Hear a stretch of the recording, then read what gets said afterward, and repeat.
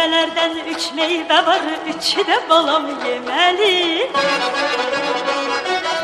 Meyvelerden 3 meyve var, 3'ü de balam yemeli. Biri alma, biri heyva, birisi nar.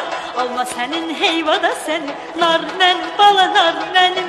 İndi de bildim yemeli, sen yemeli. İndi de bildim yemeli, sen yemeli. İndi de bildim yemeli, sen yemeli. İndi de bildim yemeli, sen yemeli. İndi de bildim yemeli, sen yemeli.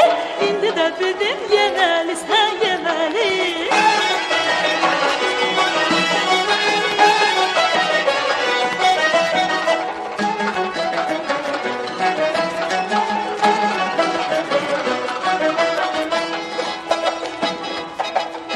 Yollardan 3 yol var, 3'ü de balam gezmeli.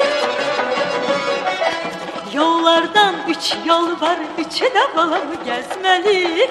Biri eniş, biri yokuş, birisi düz. Eniş senin, yokuş da senin, düz men, bala düz benim. İndi de bildim gezmeli, sen gezmeli. İndi de bildim gezmeli, sen gezmeli. İndi de bildim gezmeli, sen gezmeli. İndi de bildim gezmeli, sen gezmeli. İndi de bildim gezmeli, sen gezmeli. İndi de bildim gezmeli, sen gezmeli.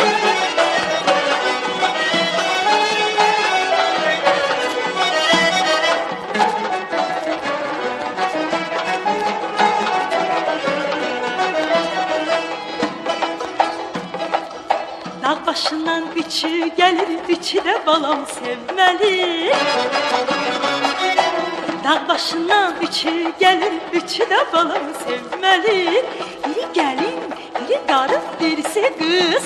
Gelin senin, karı da sen, kız men, bala kız benim. İndi de bildim sevmeli, seni sevmeli.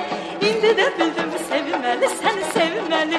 İndi de bildim sevmeli, sen sevmeli. İndi de bildim sevmeli, sen sevmeli. İndi de bildim sevmeli, sen sevmeli. İndi de bildim sevmeli, sen sevmeli. İndi de bildim